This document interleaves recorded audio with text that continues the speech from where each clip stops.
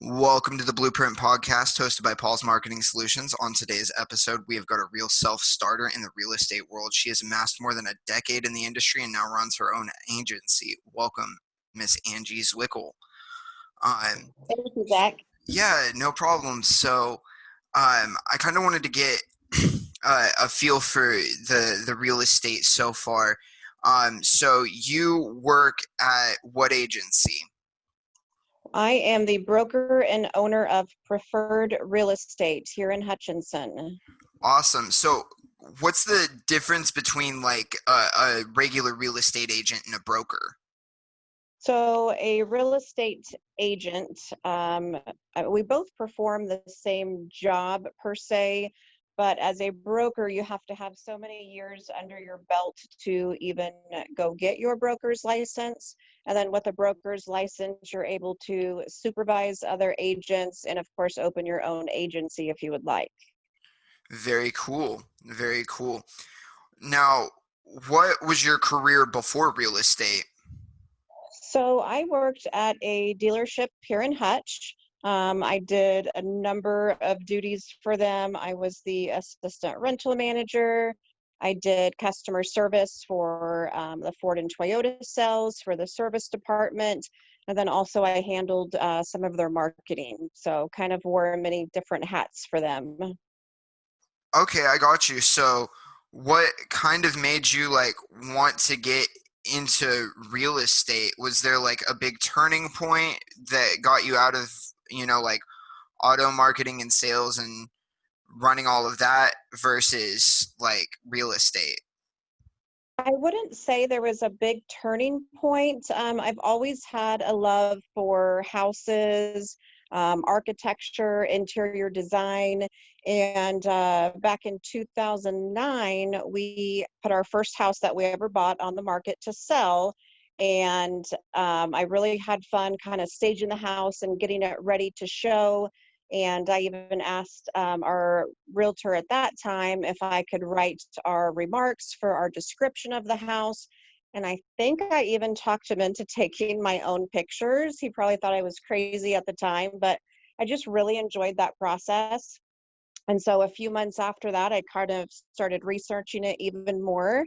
And here I am 11 plus years later. So For sure. So obviously you didn't run out and get your real estate license and become a broker owner overnight. So what was kind of the process, as far as, this is something I'm interested in and I want to pursue it further as a career versus, going full through with owning your own uh, agency? Sure. So I worked for a company here in town for about 10 years. And after working for a company for so long, it was a great company. We had lots of good agents in the office.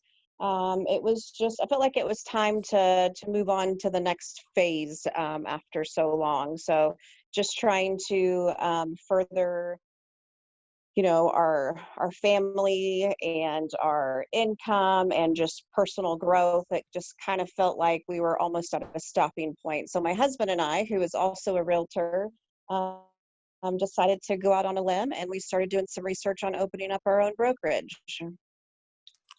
Very cool. And so has it been better to work with your husband as far as that goes, or was there really an option for him to say no, that's not what I want to do? Of course, it was an option. I really doubt he would tell me no. Even when I worked at the dealership before I got into real estate, we actually worked together there. So we've worked together for, gosh, 17 years now. People always ask me and him both, well, gosh, don't you get tired of working with your spouse? And the honest answer is we hardly ever even see each other. We're both always so busy running in every different direction that we're hardly ever in the same place at the same time. But it was definitely a joint decision to branch out on our own. I think he had had his real estate license for about 4 years. before we made that decision. And it was something we wanted to do together. We wanted it to be a family business, and didn't quite expect the growth that we've had so far, but it's definitely been a blessing. For sure. Um, so did you have any doubts when you were starting your company as far as going out on a limb Oh, and shooting, absolutely. not necessarily shooting in the dark because you had had this experience, but going out on your own and working for Sure. yourself?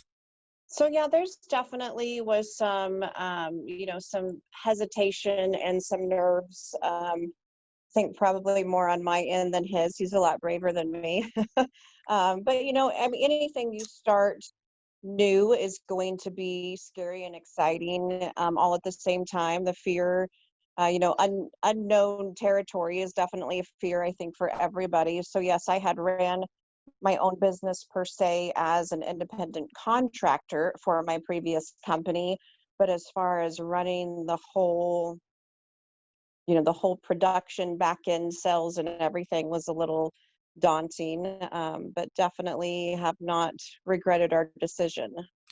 How did you address and overcome like those doubts? Was there any like certain one mindset that you were like, this is what I have to do to get through it and then it'll be better? Or, I um, think I think our biggest thing as far as overcoming some of those doubts was just reminding ourselves that the business wouldn't stop coming in. People do business with me and with him, because they like doing business with me or with him. It's not because of the name on the business card or the name on the building. We get our business because of how we treat our clients, our personalities, our work ethic. So that was one thing I really just had to remind myself of, was those people choose to work with me because of me, not for the company that I work with.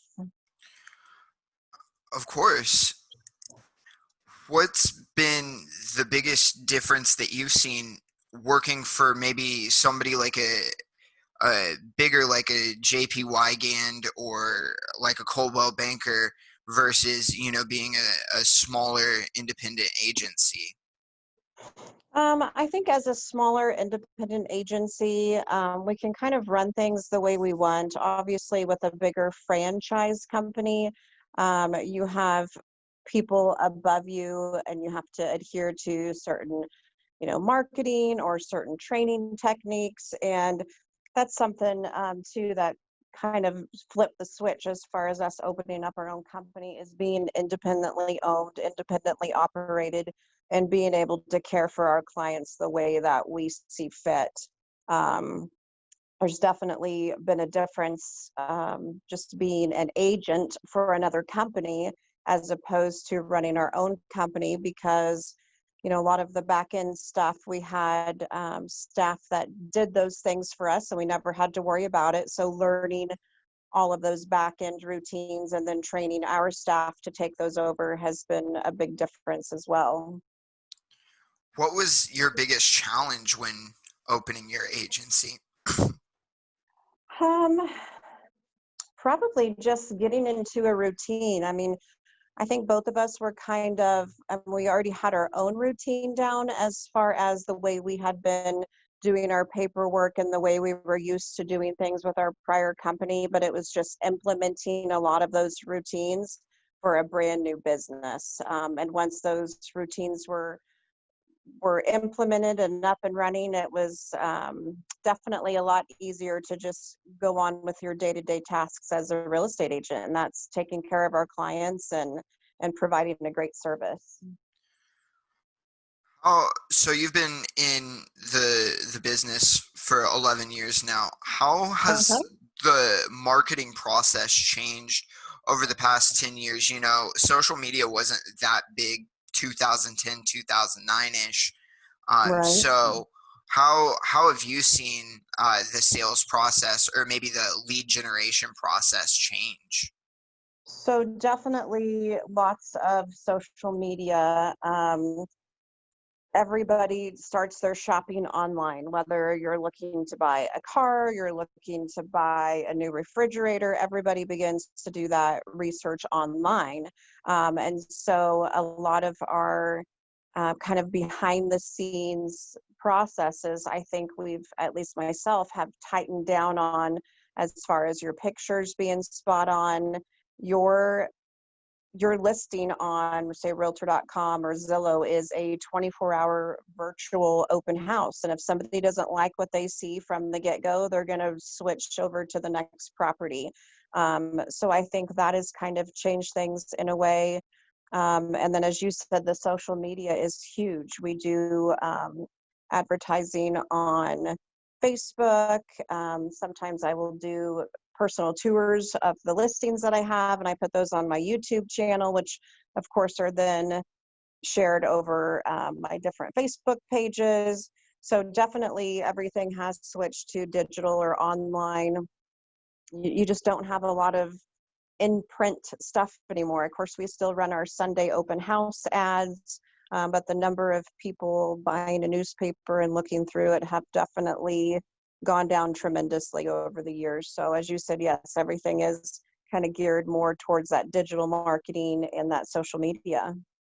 So is it safe to say that I'm gonna get like a TikTok dance from you anytime soon, or I don't know about TikTok. I'll leave that up to my 12 and 15-year-old.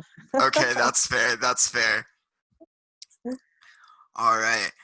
Um, so I want to go back to something you said earlier when you said it was how you treat your clients and your customers. Um, has that been a significant source of like lead generation for you as far as um, having people come back or having people recommend friends? Um, I Oh, know in my absolutely. business personally, if I can really take the time to make everything personal, that people will often refer me just because they like how I treated them rather than the quality of the product. Not to say that there's not a good quality of product, but Sure, people, absolutely. remember how you treat them. So do you Absolutely, find word of mouth more 100%. successful? I do. I would say being in the business as long as I have, and even after, gosh, probably 3, 4, 5 years, I would say 85 to 90% of my business comes from repeat clients and referrals. So definitely that word of mouth goes far, as you know. So yeah, I mean, it's treating all of your clients the same, whether I'm showing a $40,000 house or a $300,000 house. I treat everybody the same. And, who knows, that person that you're showing a $40,000 house to may have an aunt or an uncle that are looking for a $450,000 house one of these years. I mean, you just got to show everybody that same respect because that's what everybody deserves. And you do a good job for somebody, and they're going to brag about you to their friends and their coworkers and their family and say, "Hey, Angie was awesome to work with. She really took the time to sit down with me and explain things." And same thing with the negative too. You mess up for somebody or don't treat them right, and that's going to carry maybe even further than the good things that'll come out of their mouth. So definitely word of mouth seems to be my biggest source of clients and leads.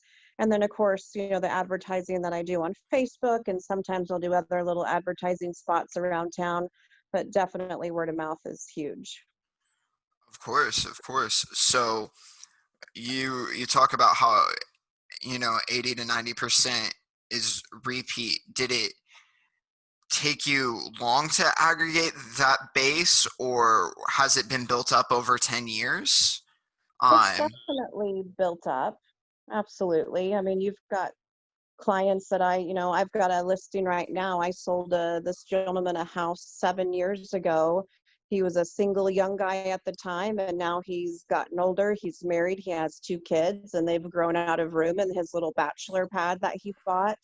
Um, so it kind of goes back to that, how you treat people. You give somebody a good experience and you treat them well the first time, they're going to remember you the next time they're looking for a house, or that when they hear their coworker talking about looking for a house. Of course. So, next couple of things I want to talk Uh-huh. about, like buying property. So, Okay.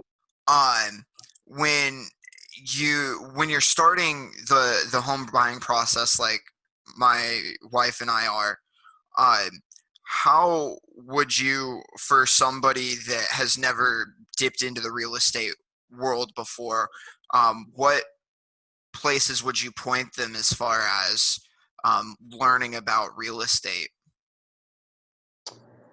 As far as learning about real estate, I mean, of course, you could research anything online. I would just make sure you're doing research on a reliable website, such as like realtor.com. That is really going to provide some accurate information. But I think the most critical thing to do when somebody is starting that buying process is to get pre-approved. And I know that comes up a lot when you're talking to different realtors. And for me, when I always recommend somebody get pre-approved first, it's just because it makes the process so much easier for everybody involved. And for the buyer, especially if they're a first-time home buyer, it makes that process so much more fun and enjoyable because you know upfront what you're pre-approved up to, what kind of payment comes along with that price.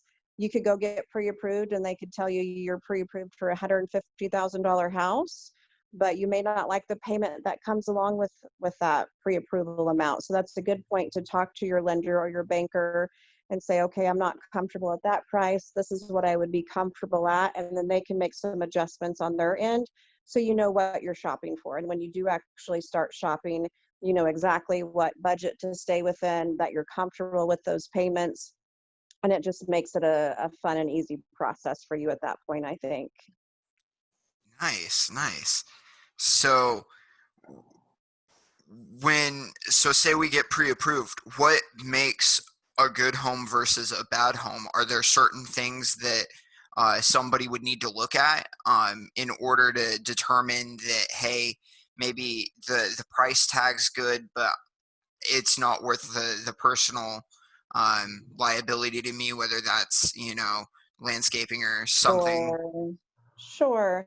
Well, I think there's really no such thing as a good home or a bad home, in my opinion. I think it really is going to depend on the person that's shopping for that home. Obviously, you have to ask yourself, can I truly afford this home? Even more important, can I afford to maintain this home? You know, if you're buying a 2,500 square foot two-story home, is that buyer going to be able to afford the utilities to heat and cool that place? So I think it really comes down to not getting in over your head and doing your research first. Ask your realtor for average utilities on that property. Now that's going to vary depending on the family size. If the current owners are a family of five and you're a family of two, of course that's going to adjust. But again, doing that research, making sure you're not getting in over your head. I recommend to all of my buyers to do a home inspection. You're paying that home inspector to tell you the good and the bad about that property. Does the roof need further evaluation by a licensed roofer? Is your electrical system up to code? I think if you really slow down and take the time to do that research, that kind of gets you out of those bad situations where you get in trouble and get in over your head down the road. Okay. See, that makes a lot more sense. I'm, you know, in the middle of all of that right now. So I know one of the Yes, properties we looked at together had some bad foundation work. And yes, so, absolutely. Yeah, and it's it's just always nice to be able to know, like, what specifically the realtors look for. And absolutely just take your time and ask questions. That's what we're here for. Never be afraid to ask a question. No question is stupid.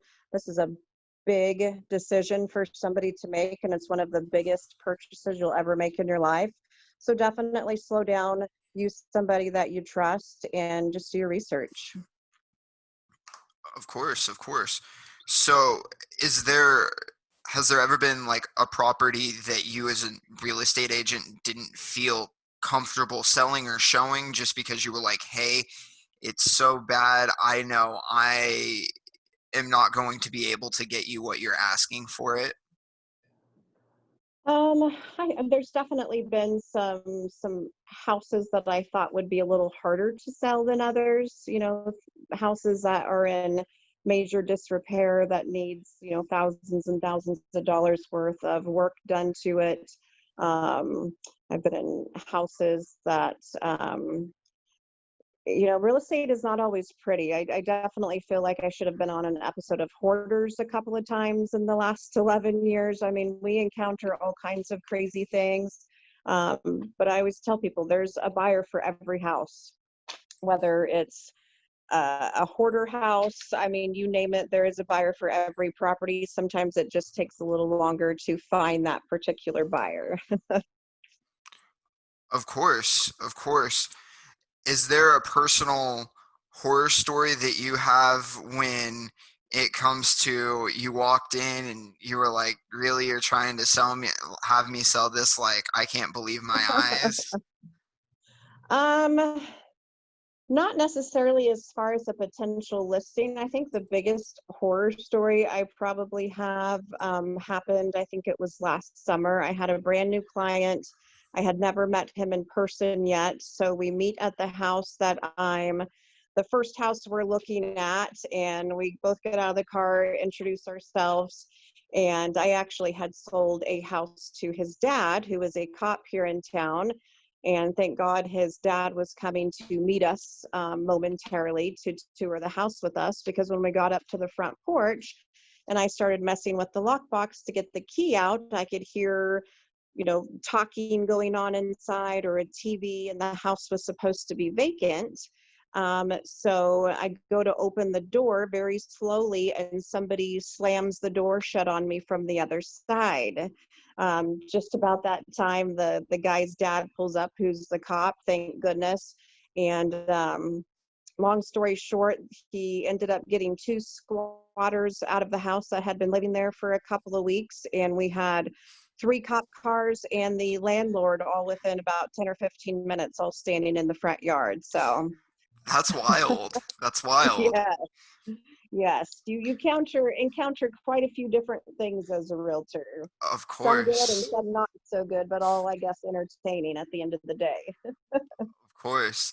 So, one final question before I'll let you go. If somebody were to want to become a realtor, start their own agency, what would be the process? Do you have to go take any classes or get specific licensure before you can sell properties and homes? Yes. So I would invite anybody who's interested in getting a real estate license to visit the Kansas Real Estate Commission website. That's a good place to get started.